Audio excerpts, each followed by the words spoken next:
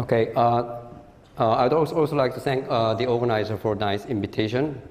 And the title is DFT as a pathway to quantum string. And this, I believe, is a higher spin section. But I'm not going to talk about higher spin theory that I've been working on actively recently, partly because last week I gave a talk in just a couple of blocks away about this partially massless Higgs mechanism. And also I talked about Carl of higher spin gravity, which I'm very excited about, in several recent higher spin workshops. So you can find them on the web pages. Rather, I'd like to take this as an advantage for me as an opportunity to share some thought on something very explorative and wild. And I'm very glad that I'm not the first one in this 5-day conference. There were several people already. So let me move on. So there are some works I've been doing, and this is mostly based on this work in progress right now, in collaboration with excellent people in my group, as well as outside Japan and Argentina. And I was also very pleasant surprised that Arkani Hamed gave a very nice talk, which seemed to be along the same line of thought. And yesterday, in parallel session, Yutin Huang also gave a quite relevant and very nice talk. So say I have an excellent graduate student. I always have some. And he was always constantly bugging me. And I just wanted to expel him for a while so that I can finish my own project. So I gave this problem. So go back and calculate, see if this is calculable and predictable theory. And I thought that this will occupy him for a while so that I can finish my own. And it's a quite complicated Lagrangian, several coupling constant. And so I thought I will be very successful. And of course, I had a secret code why I gave this problem. If you look at this Lagrangian and stare at a couple of lines, you notice that every single term has two derivatives. And my secret code is Einstein gravity. When you expand around whatever background, flat background or ADS, whatever, it again has two derivatives in every single vertex. And if you count the superficial degree of divergence at a loop, it just depends on number of loops, and it's totally independent of number of external legs. Very different from conventional field theories we know, and that's the reason why the theory is non-renormalizable. And the student was so smart, he came back to us next morning and said the theory is trivial. And indeed it is. The reason is, if you make canonical transformation field variable from what I gave in the 2 pages below, above, if you make this change of variable to capital phi and capital psi in that way, that whole Lagrangian, this one collapses down to this middle line, the two decoupled free field theory. So I was frustrated. So I insisted on checking again, going back to this one, in this Lagrangian. Don't wave your hand. Still compute something to support why this Lagrangian is free. And lo and behold, and he came back again. And this is sort of Slavnov-Taylor-like identity. If you look at this canonical change of variable, and each term by term might have each diagram-wise renormalization, but that renormalization has to satisfy certain relation, which is very restrictive. For example, if you look at the renormalization factors of each factor in the first line, and here phi and phi cube and psi 9, whatever, and if you look at this, the renormalization factor in each order by order, that ratio has to be the same. That's first one. Second one is the whole result has to collapse to 1. That's because final theory is a free theory. Okay? So this is the way, if you were clumsy enough to rediscover that the trick I gave to a student is discovered to be a free theory. Okay, so I gave a next problem. So that was too easy, so to a free field theory. So I decided to give us something related to the same sort of behavior, which is ON nonlinear sigma model for n-1 pions. And again, it has a two derivative for every single vertex, but again, it's a non-polynomial. And this theory is a non-trivial, it's an interacting theory. And I asked him to check whether the theory is predictable and is calculable, in other words, whether it's renormalizable. Of course it is not. This is a non-polynomial theory, even though this ON symmetry will constrain different vertices through world identities. This will generate infinitely many higher dimension operators, and we know this very well, that the theory is non-renormalizable. And in fact, if you look at this, the real process, like a three-level scattering process, we do know that this theory will have the partial wave unitarity violating at scale roughly around 4 pi f, where f is a scale sitting here. And also, if you compute the loop diagram, again, it's badly divergent and roughly at the virtuality above 4 pi f. So this theory is non-renormalizable. So I asked him, is there any way you can improve this one such that it has a better, softer UV behavior? And again, he came back with a nice answer. And then to do that, all you need to do is introduce one more degrees of freedom, which is a Higgs field. And that's appending this n-1 pions as the magnitude direction, such that you have now linear sigma model of these quartic interactions whose the magnitude square is the Higgs field square. And this f scale coming into as the quadratic mass term, and it's nicely combined with this one, is such that when you have a strong coupling, it just reduces to the usual nonlinear sigma model. So this is the way we pave starting from non-renormalizable theory, which has a similar behavior as Einstein gravity, and marched up eventually to get into renormalizable theory, which is computable, therefore predictable. So let's take this as a metaphor. And so before doing that, let's just take the Maxim out of this student project. So to attain better high energy behavior and renormalizability and calculability, therefore predictability of a given theory, thing that we can learn from this exercise is first, you choose a variable smartly. If you did badly, you're not bad, but eventually it will take a long time to figure out Slavonov-Taylor identities. Second, you introduce additional degrees of freedom in such a way high energy behavior becomes softer and better. And on top of that, precisely like this nonlinear sigma model, you might have gauge or global symmetries from non-linear realized phase into linearized realized one. In other words, make it manifest so that helps the organization of UV behaviors. So this is the Maxim. So let's bring this lesson to quantum theory of gravity. Now, nobody doubts that string theory is the theory behind quantum theory of gravity, but that's not the question I am asking.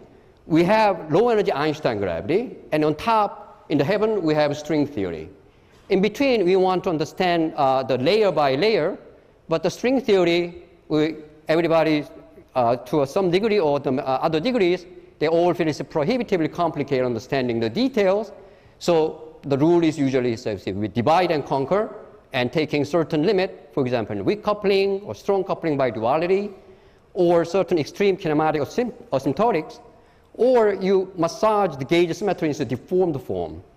So that is the rule of the game we've been playing around, and we'd like to do exercise along these directions in the case of the quantum theory of gravity. So we'd like to understand in what sense Einstein gravity, which is so bad, as the example I gave to students, is becoming better and better, eventually becomes a finite theory in the extreme UV by quantum string theory. So we start from a bottom up, we start from string Einstein gravity, and we take a pathway to string theory by taking all these different regimes, or maybe a combination of that too.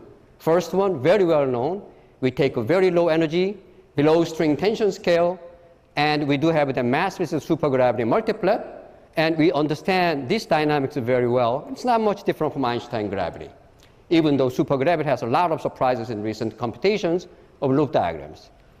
Another corner is we take zero tension limit, or equivalently very high energy compared to string scale. Then we do have the enhanced or the restored gauge invariance, quote unquote, and higher spin gauge symmetry.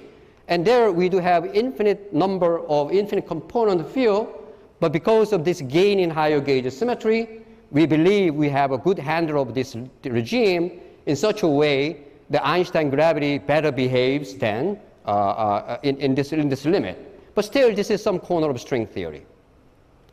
Now, in this talk, I want to take yet another limit. I will consider starting from Einstein gravity, which has its own gauge invariance, diffeomorphism invariance, and I will enlarge that gauge symmetry in a suitable way. And then embed, eventually that will go into the string theory. But my question is, by taking this, the intermediate step of the enlarged gauge symmetry with a finite number of component fields, how much do I gain insofar as the calculability or the predictability or the better high energy behavior is concerned? So that's the question I'd like to ask. By the way, I'd like to make one comment, which also might be related to earlier talk by Joel Komagowski, that here one of the limit is a higher spin theory. And in the context of the gravity, in gravity, well, there's a very nice argument by Maldacena, a very important observation that a causality constraint necessitate that we should have in Einstein that higher derivative gravity a tower of massive higher spins. The immediate question is whether this massive infinite tower of higher spin is equivalent to the string theory. Is it the same thing, or is there something in between? And rather than going details of all this argument, I just, as a remark, I want to make one small point about this. If we consider ADS-D plus 1 Basilev theory, which is not string theory, but only higher spin of multiplicity 1 for each spin, and then compactify on ADS-D, and this was just discovered recently with my student, and in the background of so-called Janus genus, which has two boundaries, which was originally discovered by these people, then you can actually get a lower dimensional Vasilev theory, which has all massless higher spin, as well as infinite towers of a higher spin. And furthermore, there is no conserved Cauchy-Klein charges. Therefore, in this case, massive higher spin interacted with massless lower spin as well as spin 2 in the sense that this, the causality constraint analysis has been done. So if you look at the Shapiro time delay in ADS, the lower dimension, and then by this argument will necessitate all massive higher spin towers. However, in this theory, if you go to the very UV, then it simply goes into one originally back to ADS-D plus 1 Basilev theory, which is not quite string theory. So it's not yet going to the string, I mean, it's not, instead higher spin theory rather than string theory. So the question, I think, is still needs to be understood better. Now, so let's take this roadmap, quote unquote, I call Higgs and Hunt. So as I said, I reiterate the question. I start to Einstein gravity. We will eventually reach to the string theory. And on the way, we ask whether there is any sensible pathway where UV behavior becomes softer and better. And therefore, we can understand in what sense, quote unquote, this Higgs degrees of freedom improves the Einstein gravity towards string theory. It might be that it goes directly to the string theory, and there's nothing like Higgs, and that might be another lesson that we learn. So here, pathway, as I said, is taking the gauge symmetry, enlarge it. So Einstein gravity is the usual diffeomorphism, and string theory, even though we don't know what the full symmetry is, we do believe it's a huge symmetry. And in between, I will take as a proxy double field theory, which has a much larger symmetry than Einstein gravity, as a sort of proxy of the larger enlarged gauge symmetry in between diffeomorphism and string gauge symmetries. So the question is, if we enlarge diffeomorphism into this bigger one, therefore theory is far more constrained, then how is high energy behavior improved? And if so, how much is it? Now here, I want to make a disclaimer. I'm not going to advocate DFT as some fundamental theory or anything. I'm just taking this as a proxy for my maxim, namely, this is one concrete example that low energy gauge symmetry of Einstein gravity is enlarged on its way toward the string theory. So DFT, I just want to make a very brief the review, and you start from T-dual symmetries. And we treat the momentum and winding quantum numbers on equal footing. So we introduce two coordinate, original coordinate, dual coordinate. And of course, this originally should be done on toroidal compactification, but I will just depart from that. I just take that symmetry as a more fundamental symmetries and view this is the guiding principle of enlarging the gauge symmetry. So the gauge symmetry is a diffeomorphism times this ODD, the duality symmetry. So starting from this d-dimensional physical space-time and it's a dual space-time, I go into 2D dimensional space-time and turned out it has a signature plus d and minus d. And then eventually I also have to go back to the physical space-time, which is certain middle dimensional slice. And the way we achieve this one is so-called the section condition for any physical field in this theory. So likewise, all the fields, for example, massless mode in this case, G, B, and phi dilaton, has to be enlarged at first and then subject to this section condition. And in this way, we sacrifice locality, but we manifest the diffeomorphism as well as ODD duality symmetry, which makes, by combining these two, the diffeomorphism symmetry is much large, enlarges much larger size, and that's basically the enlarged gauge invariance that I like to play around.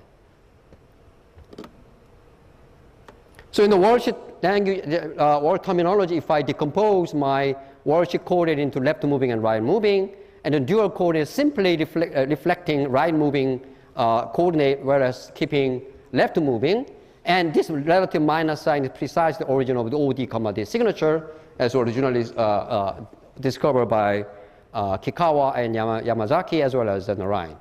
And the section condition is nothing more than space-time picture of level matching condition for string field, which is L0 minus L0 by is to be 0. Again, this gauge, I'm just emphasize again the gauge symmetry by combining the ordinary diffeomorphism and ODD T duality became much bigger. So let's take that as a gauge symmetry. Okay. And I have this field, and then in this, we'd like to understand the dynamics of all this field in the weak field.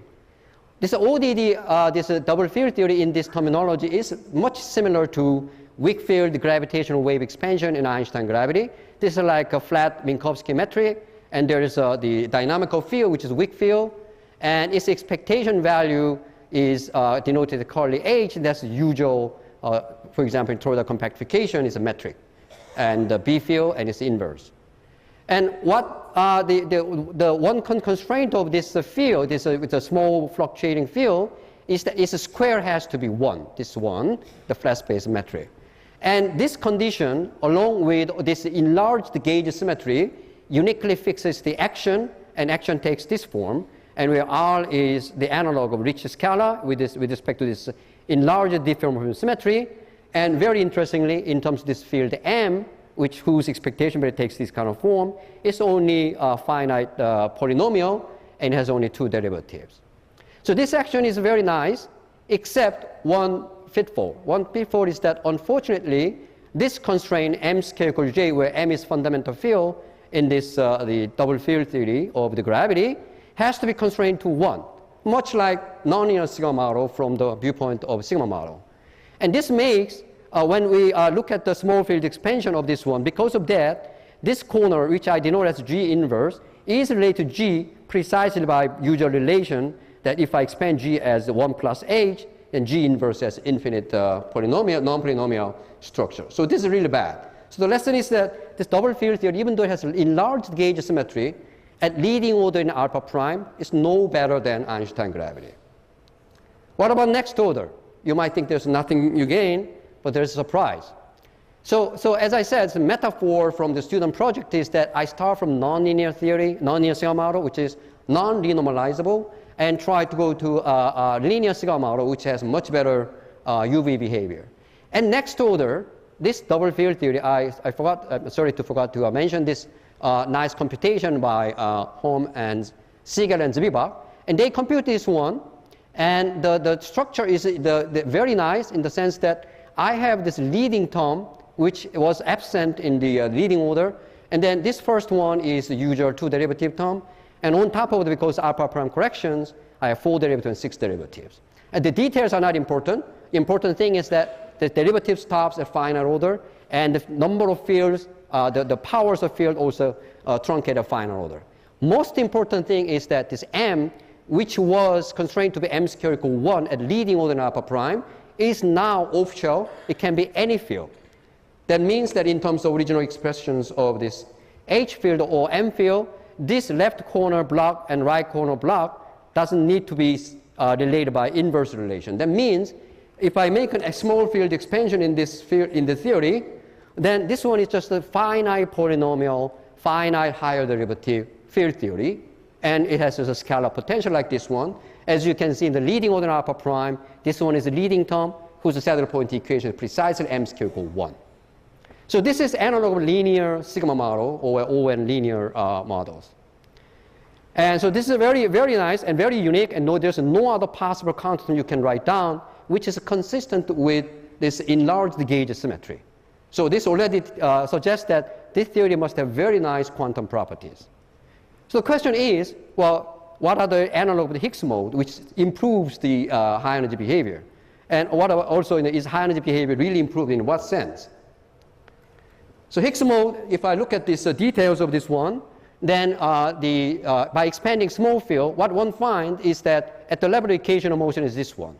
If I ignore these higher order corrections, then there are M and M bar field, and that M and M bar field are just auxiliary non-dynamical field, which just is related to small weak field metric and B field. And now with the alpha prime correction, it gets dynamics through this derivative term. Therefore, M and M bar are genuine dynamical field.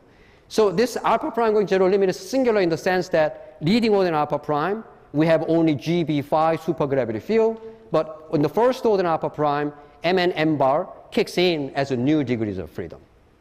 Furthermore, there's a side remark. This one is a very interesting model in the sense that I have ODD, the T-dual symmetry, which I can decompose into OD times OD. And all this field can be viewed as a equivalent matrix theory. For example, this M is a symmetric matrix, the representation of first OD and M bar second one, and H is just by fundamental. And some similar structure was observed some time ago by Arkani Hamid and Kaplan. And this because of this structure, in fact, every diagram can be written in terms of this the large N gauge theoretic diagrams, except this is an unoriented diagram. And so I believe it has some potential application in taking large day limit of the gravity in the context of double field theory. For example, Strominger just started this one many decades ago, and recent work by Ampran, and as we heard this week in Walla, one might have some application in here. And indeed, the higher spin theory, as I first envisaged some time ago, was actually along this direction of enlarging the dimensions. Okay, I think I have to hurry up. And then Higgs mode is, okay, so if I look at this dynamics, and this, the equation of motion is very interesting. First of all, if I look at the kinetic term very carefully, it's not just a usual massive spin 2 field. Some of the components actually are non-dynamical, but it's not neither Lagrange multiplier. It's simply non-dynamical. Well, there's a bad curse kicking in. This M curly M field, or small m and m bar, which are dynamical, have a negative norm, much like a Pauli-Villar or its dynamical version Rietvik field. And the way, how do we understand this one, whether this is really bad or there's a way of understanding it, that's subject to discussion, and I will make some very speculative remark later. Next one is that it has mass square. One is usual mass, 4 over alpha prime, the other one is tachyonic. Now these masses are not random. This number could be something different depending on the unit, but however, this precise mass relation like this, as well as negative norm, are precisely needed first to get, after integrating out M and M bar, you get the usual leading order double field theory action, and second, to get the structure of the dynamics in a compatible way with the double field theories. Now, the high energy behavior, I have to really hurry up, and we started several things. One thing is the 4-point amplitude, and compared to usual gravity, this, including this order alpha prime correction, gave certain corrections which gave soft behavior.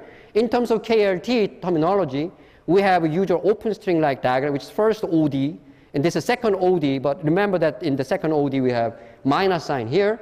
And this, the KLT kernel is now modified from usual 1 by this extra factor, and this extra factor improves the UV behavior.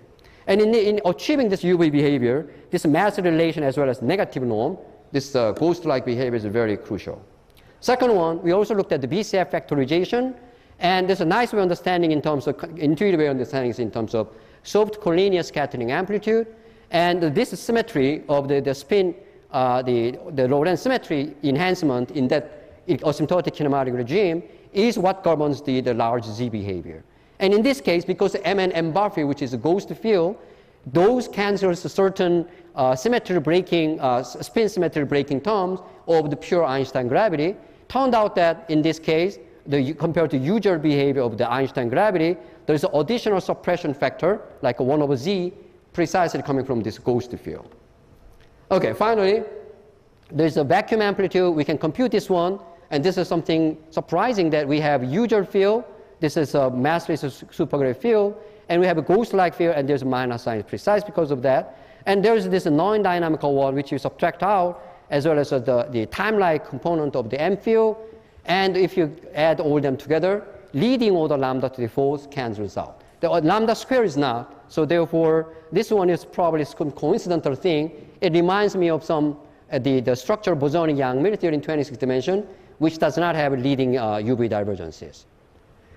So that's all about it. And so therefore, the catchphrase is that double filtered at the first, or already in first order upper Planck correction, that already has improved gravity, UV improved behavior as far as gravity is concerned.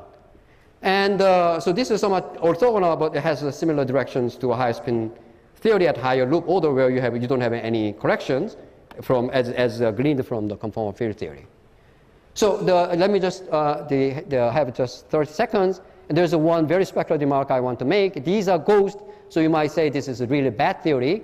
However, I just want to make this, simple identity that if I have this usual field, the positive norm states of some mass m squared is not important. If you look at asymptotics, a large P, if I have infinite many fields of massless spin S with 2 degrees of freedom in 4 dimensions, for example, then I can just resum this one and I get 2 times zeta 0. That's just minus 1. So this one suggests that the infinite collection of higher spin, mass higher spin, asymptotic large P square limit, the effect of that might be effectively summarized by one negative ghost. I don't know whether this is a coincidence or this is something nonsense, but still I think it's interesting. And there are remarks I want to make in MB twistor strings, and there are certain the recent activities which came across this relation, and double field theory achieves this from string theory to so-called chiral string in a very nice way, such that x and x tilde has this negative wrong sign in the holomorphic and anti-holomorphic sector. And I invite you to look at the transparency of Yutin Huang in the parallel session. And finally, this same kind of analysis can be done for little string theory. One can construct a double field theory version of it, because little string theory enjoys T-duality, as Vafa reviewed earlier this week. And then you can construct double gauge theory out of it, which actually combines nicely the usual vector field and self-dual two-form field. And so this is a gauge theory of the double gauge theory with the enlarged vector gauge symmetry. And this is a theory which does not have any gravity. And there you might anticipate that this is a nice framework or proxy of understanding how non-renormalizable Yang-Mills theory in higher dimension gets improved UV behavior as you march up toward the little string theory in 6 dimensions. So you might have some connection with the QCD string, as we heard in the morning by Kumargowski. And so, so that's about, I'm lacking of time, so let me just stop here. Thank you. Thank you. So we have time for one question.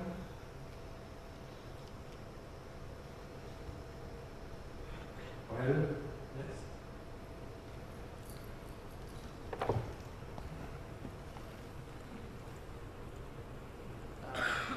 How about the supersymmetric extension? Oh, that's an excellent question. So in a supersymmetric case, in a heterotic case, there's a certain, depending on which sector you improve this double field theoretic the corrections, meaning which depending on which section you view, which sector the supersymmetric or supersymmetric as the dual coordinate version. The theory might have a tachyonic and ghost one, or non-tachyonic and massive state. So there are two different versions of it, and it has again improved UV behavior. The KLT kernel can be computed. What is mysterious is the fully supersymmetric type 2 double field theory. There you don't have any correction, and we know all we know so far is that type 2 supergravity has some unexpected cancellation, higher loop order, and so double field theory does not really tell you much about beyond that. Okay, thank you. Let's thank Soo-Jong again.